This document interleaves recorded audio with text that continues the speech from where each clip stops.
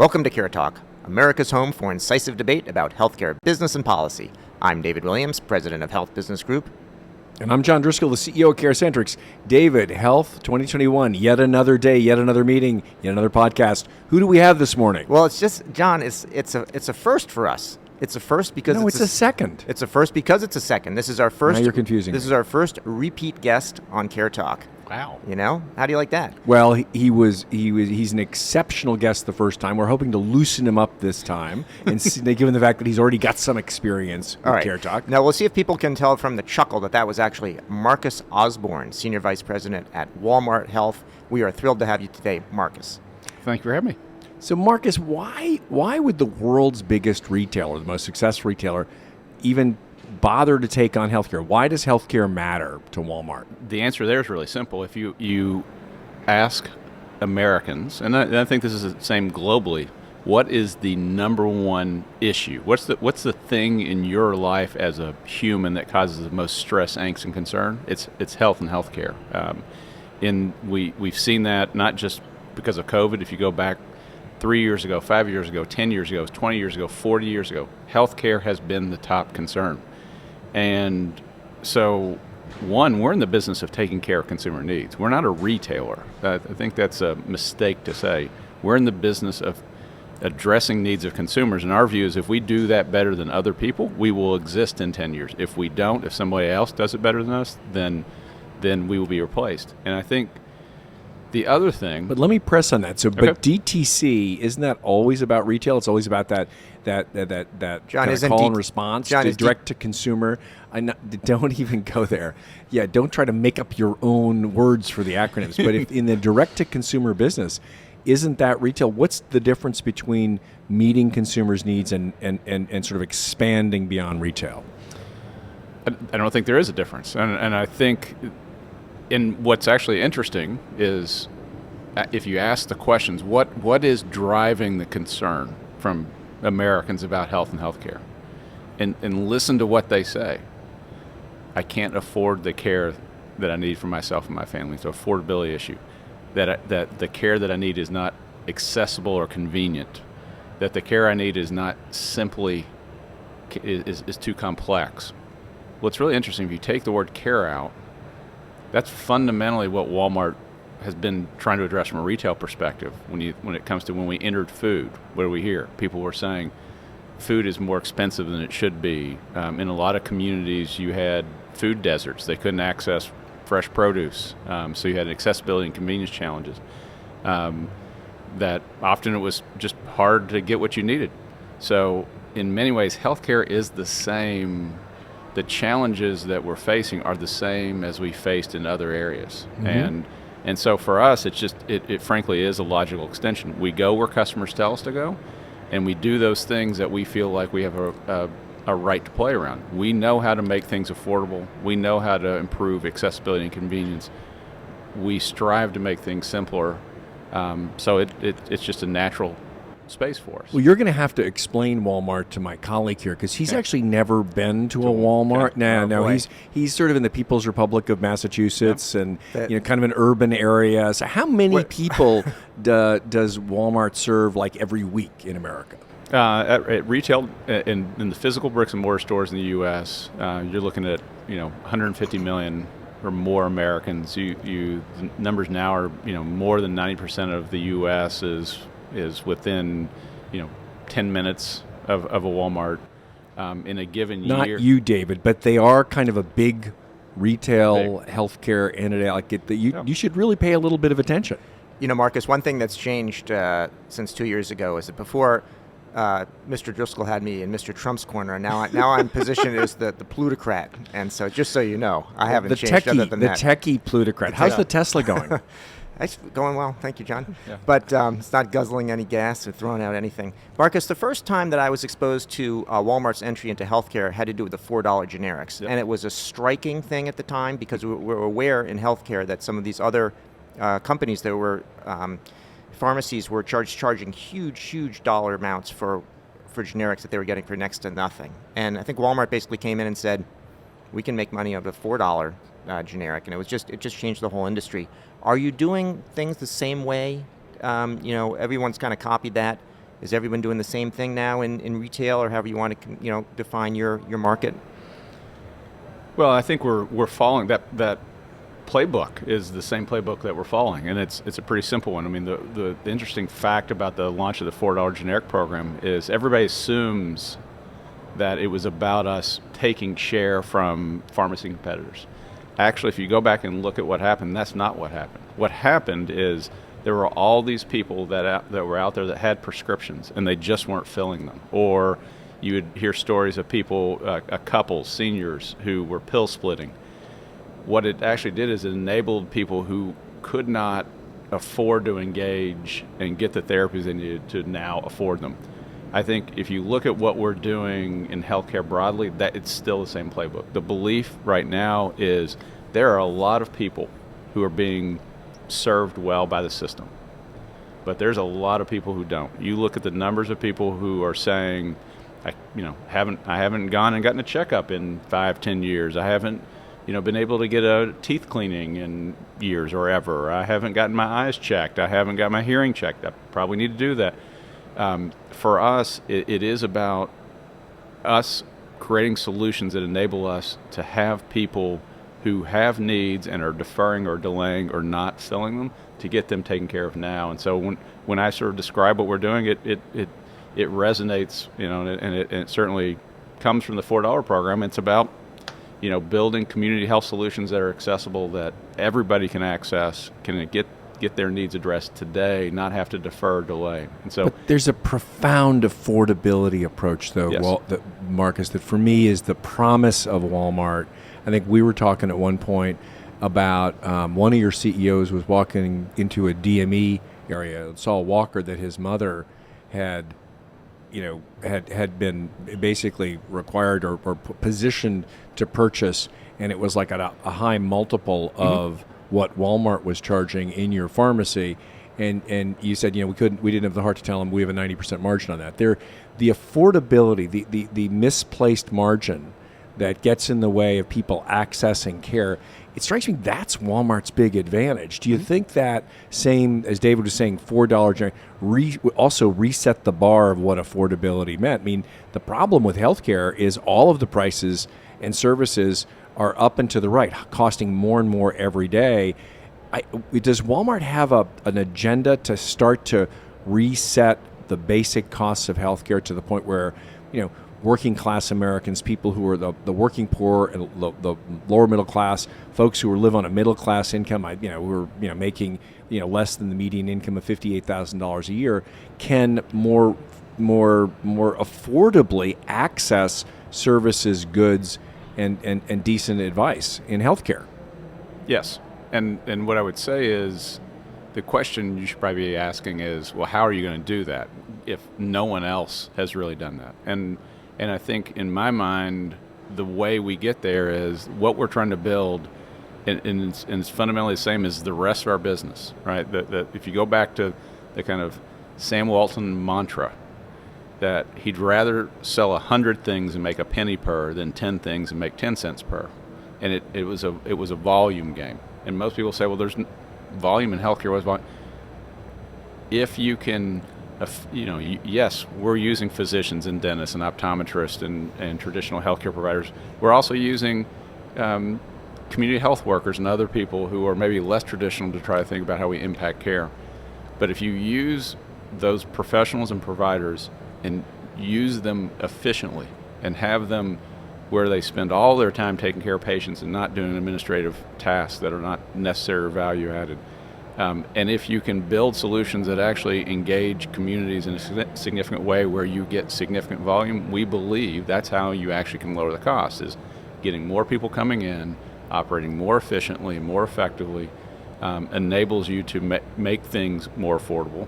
And the point being that you go back to the Sam story. I'd rather sell 100 things and make a penny per than sell 10 things and make 10 cents per. And I think that's where often the conversations I have with health systems, what they're focused on is, what is the new service I can get into that I may only do one or two of in a given week, but I can charge $100,000 for it. That's fine. That's great.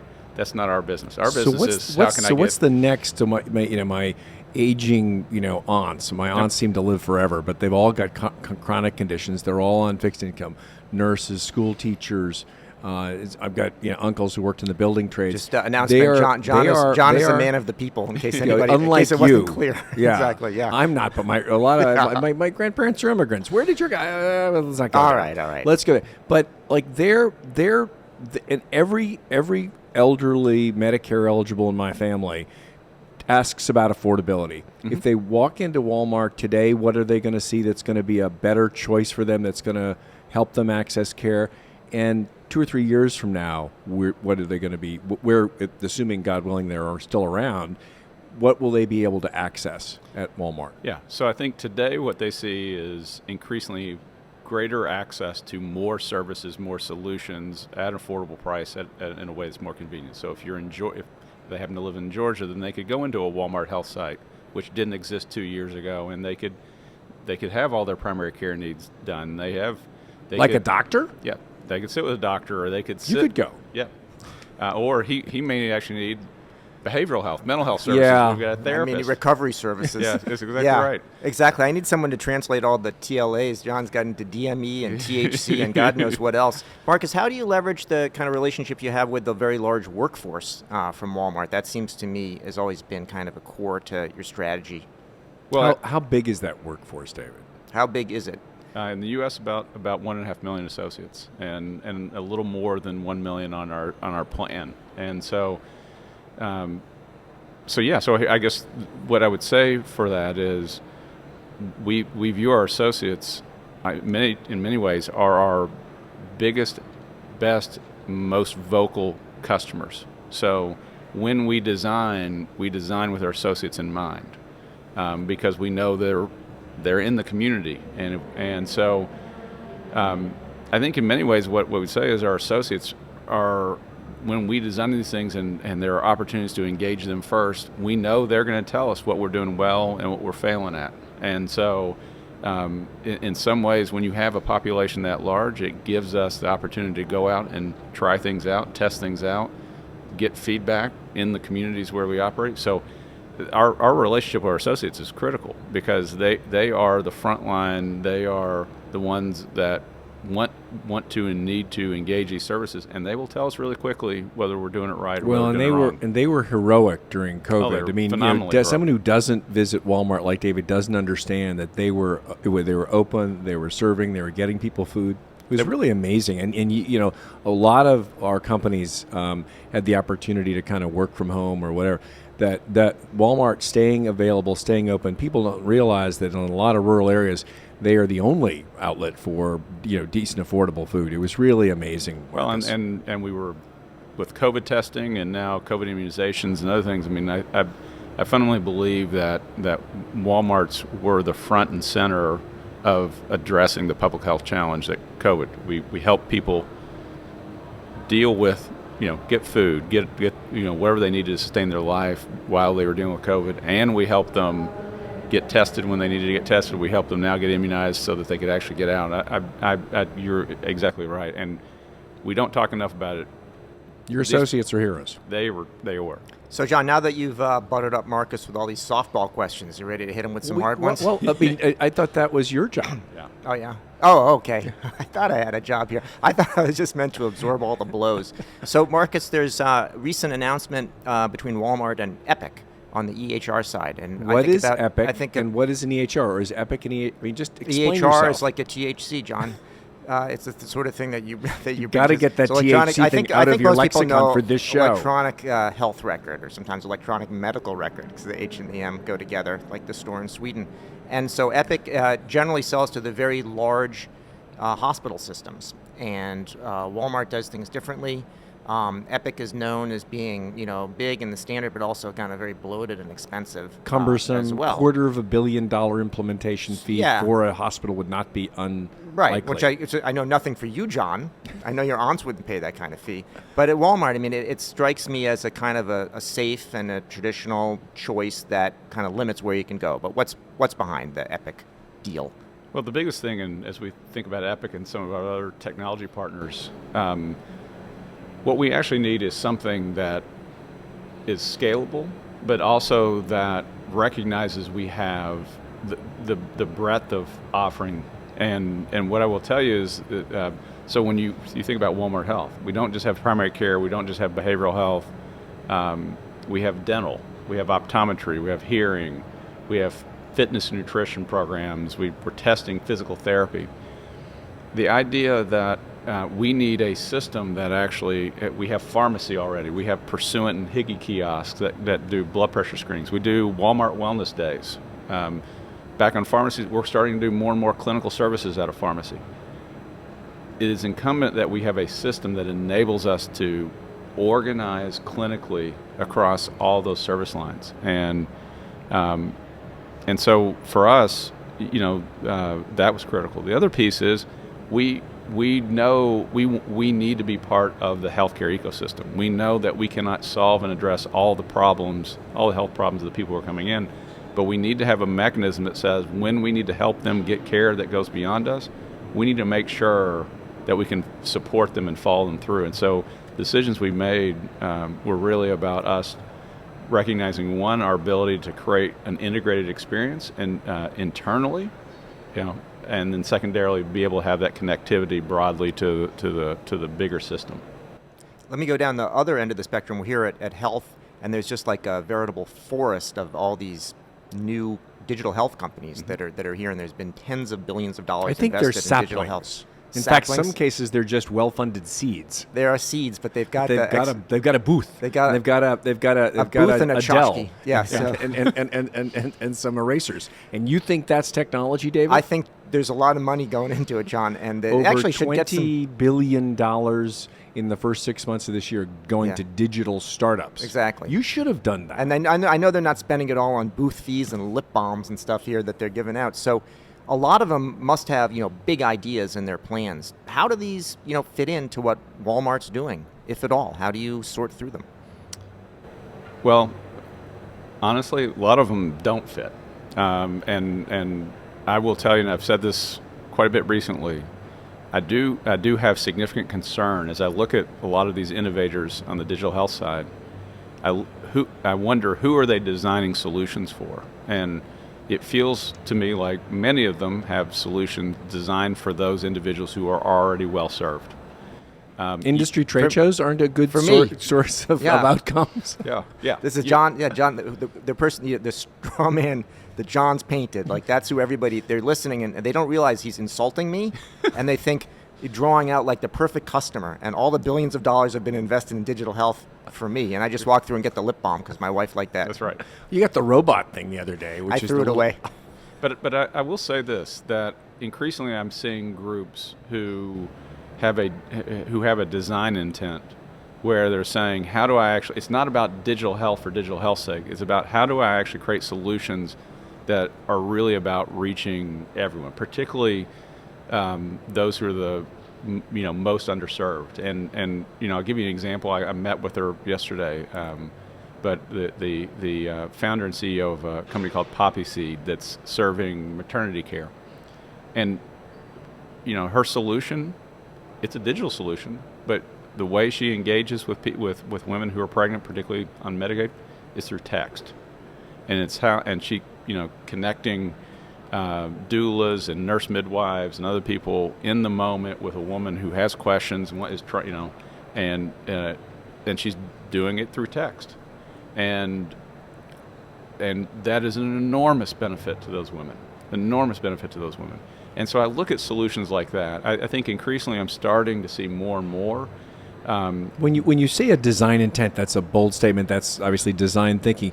Is it human-centered design, or because one of the challenge with design intent is most of healthcare is designed in kind of a screwed up way, more about transactions and silos historically. Like I want to double click on that design intent. What kind of design intent matters right now if you were to give advice to someone like David, who's a frustrated startup guy? I would give two. One is that what I see often in the design approaches is that this concept of this balanced interest paradigm that says if you're going to create a solution in healthcare that's really great, it has to be good for the patient and the payer and the provider and sometimes the product manufacturers like pharma. No. the correct design should be consumer only. The rest of those people are there to serve. The second thing I think is increasingly a design intent that says, who are the people who have the greatest need? Those who don't have the greatest need, they've already had a lot of stuff designed for them. Those who have the greatest need haven't.